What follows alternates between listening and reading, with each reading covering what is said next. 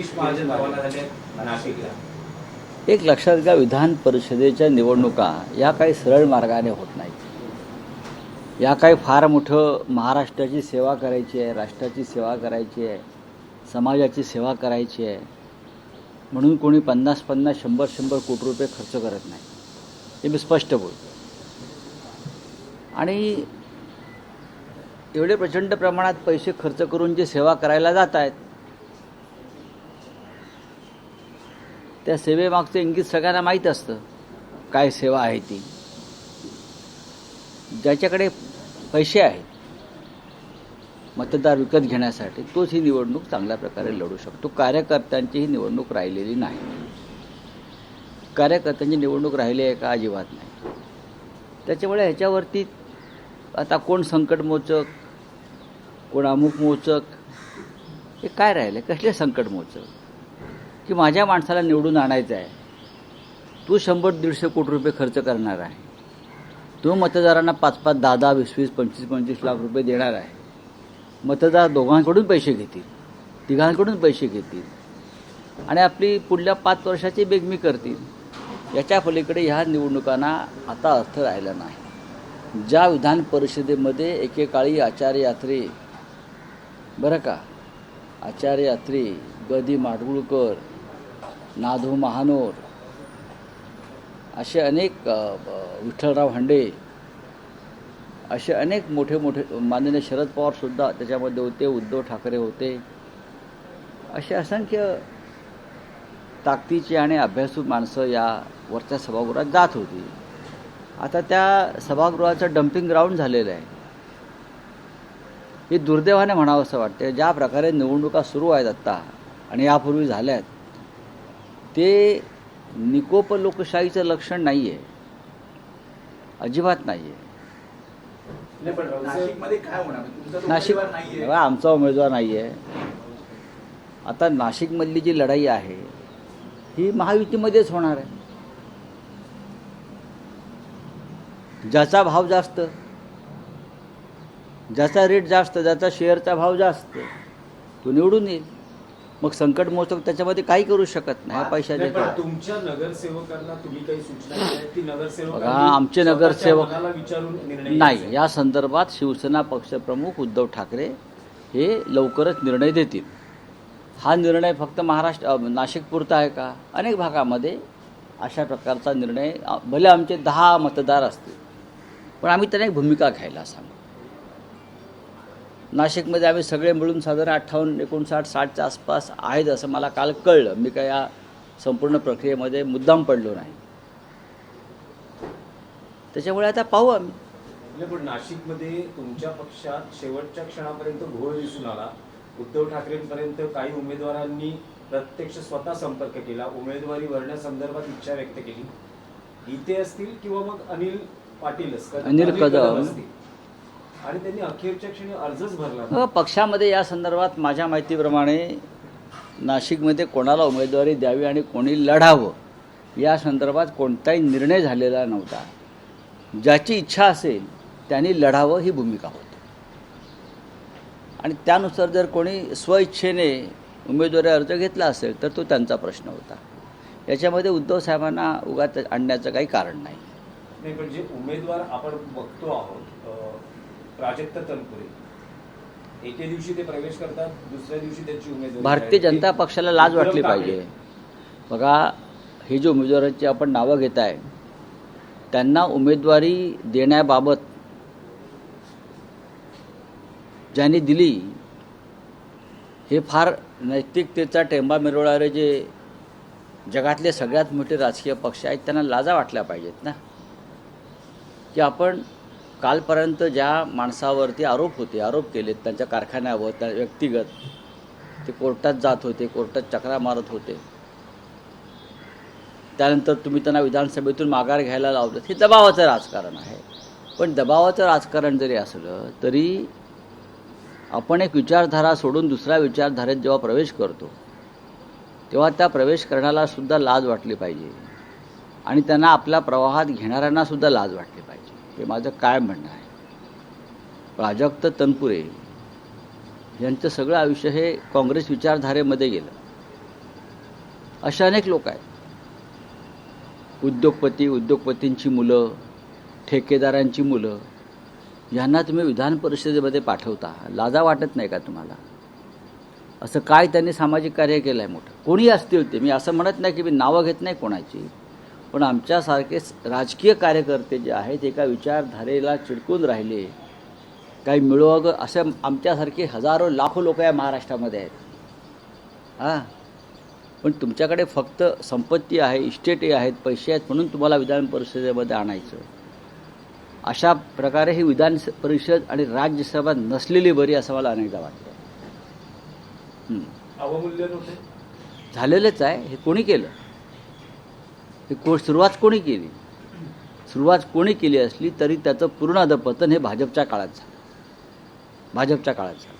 भाजप विरोधात परत एकदा इंडिया आघाडी एकत्र येतील. 8 तारखेला त्या संदर्भात एक बैठक दिल्लीमध्ये आहे, असा निरोप वेणुगोपाल यांच्याकडून आलेला आहे. त्यांनी उद्धवजींशी त्या संदर्भात चर्चा केलेली आहे.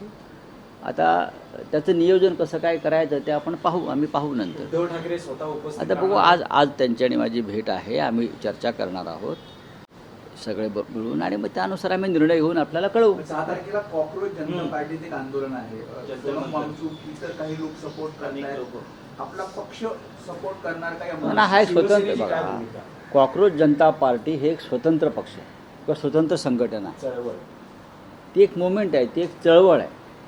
सोनम वांगचूक यांचा कोणताही पक्ष नाही, असे अनेक लोक आहेत त्यांचा पक्ष नाही, पण त्यांना या राष्ट्रामध्ये जे काही सध्या उपद्व्याप सुरू आहेत आणि राष्ट्र अधोगतीला नेण्याचे जे प्रकार सुरू आहेत, हे राष्ट्र वाचवण्यासाठी काही जर लोक एकत्र येत असतील तर त्यांना आम्ही शुभेच्छा दिल्या पाहिजे.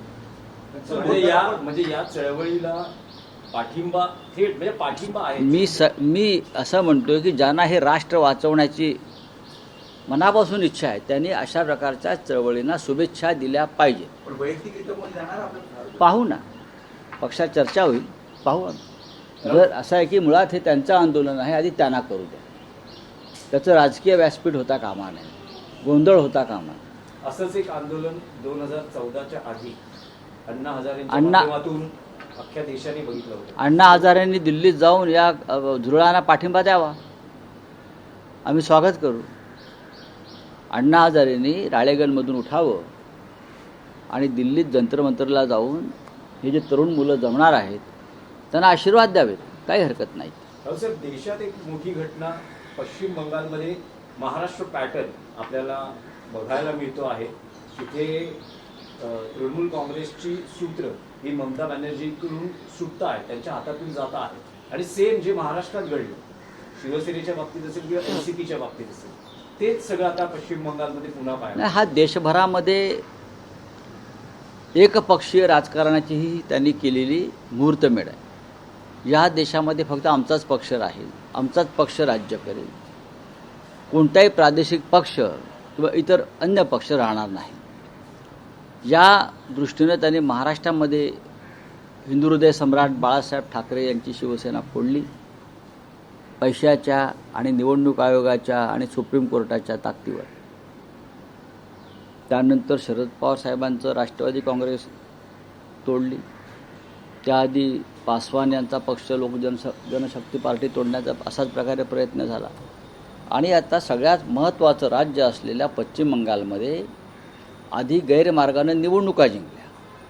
महाराष्ट्रात पण तशाच पद्धतीने निवडणुका जिंकल्या मोदी, शहा आणि फडणवीस या लोकांनी, आणि मग पक्ष फोडले. पश्चिम बंगाललाही तोच पॅटर्न आहे. पण लक्षात घ्या, हे तुम्ही जे करत आहात ही लोकशाही आणि देशासाठी चांगली गोष्ट नाही. याचा अर्थ तुम्ही राष्ट्रप्रेमी नाही, तुम्ही संविधानप्रेमी नाही, तुम्ही लोकशाही प्रेमी नाही, तुम्ही व्यापारी आहात आणि तुम्हाला फक्त राजकीय फायदा हवा आहे. भविष्यात आपल्याला समोर कोणी दुसरा उद्योग करायला उभा राहू नये या पद्धतीनं, जसं अडाणीचं चाललेलं आहे त्या पद्धतीनं तुम्ही पक्ष फोडत आहात. अद्याप बंगालमध्ये निवडणुकांचं वातावरण अजून पूर्ण संपलेलं नाही आहे. आता शपथविधी झाला आहे आणि तुम्ही ममता बॅनर्जीचा पक्ष फोडताय, ममता बॅनर्जीच्या लोकांवर हल्ले करताय. तुम्ही एक संदेश देताय की या देशामध्ये आम्हाला जे हवं आहे तेच आम्ही करू, आम्ही लोकांचे खून पाडू, आम्ही लोकशाहीची हत्या करू, आम्ही आमदार फोडू, खासदार फोडू आणि राज्य करू.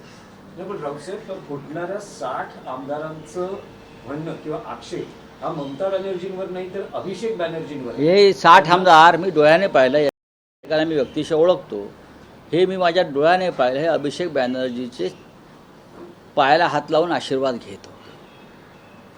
पण आता समोर इतकी प्रबळ सत्ता आहे, पाशवी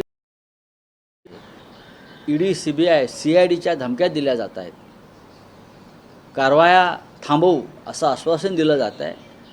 आणि माझी जी माहिती आहे त्यानुसार या फुटलेल्या आमदारांना तुंडलमधून आपल्याकडे 50-50 कोटी रुपये दिले होते, तिकडे साधारण 20 ते 25 कोटी रुपये दिले शुभेंदू अधिकारी यांनी. रावसाहेब, एक फक्त आणखी एकच प्रश्न आहे की राहुल गांधी सतत एक विधान करता आहेत की नरेंद्र मोदी यांना वर्षभराच्या पण मी पायउतार व्हावा लागेल. राहुलच्या आधी मी सुद्धा हे सांगितलं होतं, आपण विसरताय. हे कशाच्या आधारावर तुम्ही किंवा राहुल गांधी म्हणता?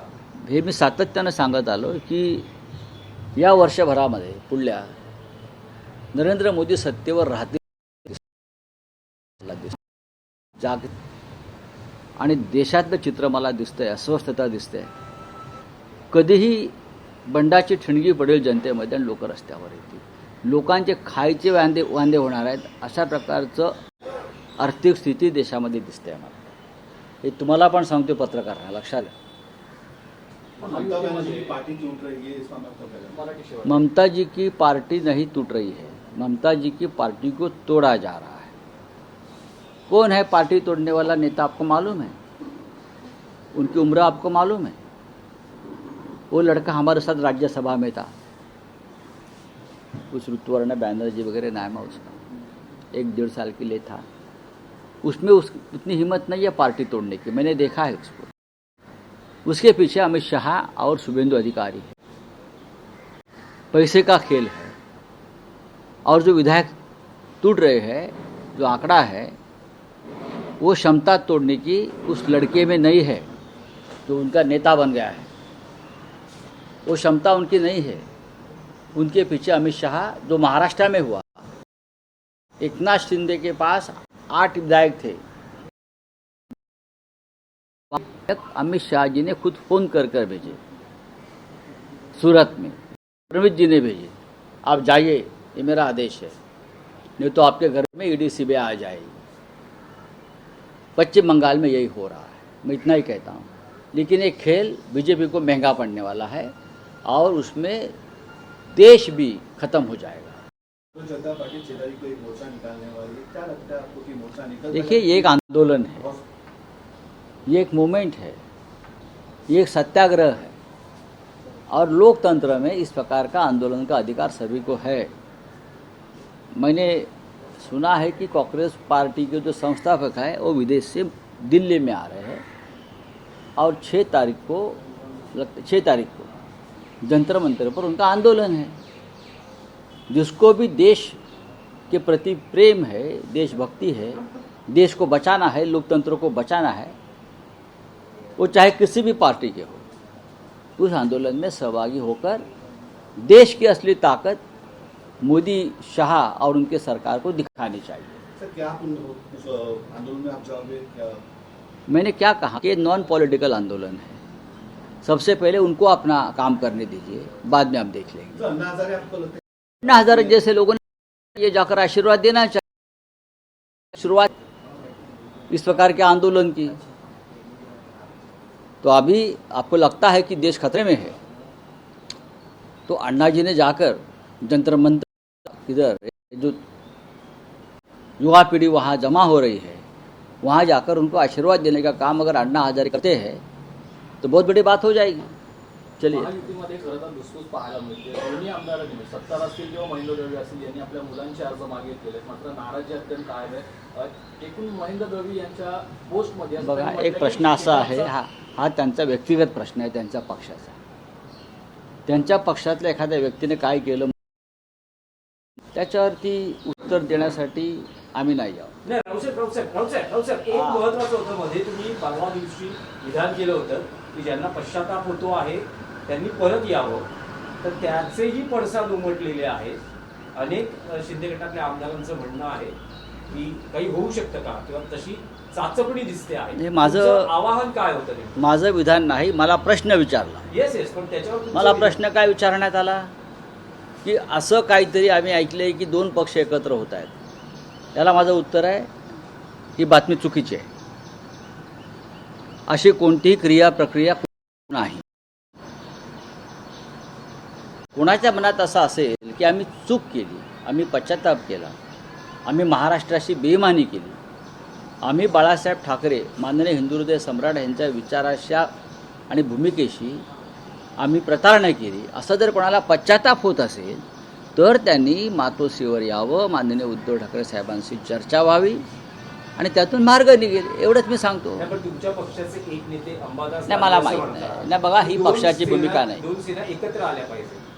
ही- एक त्यांची दृश्य टीव्ही जिथे अब्दुल सत्तार आणि ते एकमेकांना मिठी मारतात, ते पण समृद्धी आहे. तर यातून कार्यकर्त्यांनी काय बोध घ्यावा? कार्यकर्त्यांनी काही बोध घेऊ नये. कार्यकर्त्यांनी सन्मान्य उद्धव ठाकरे यांच्याकडे पाहावा आणि निर्णय घ्यावा.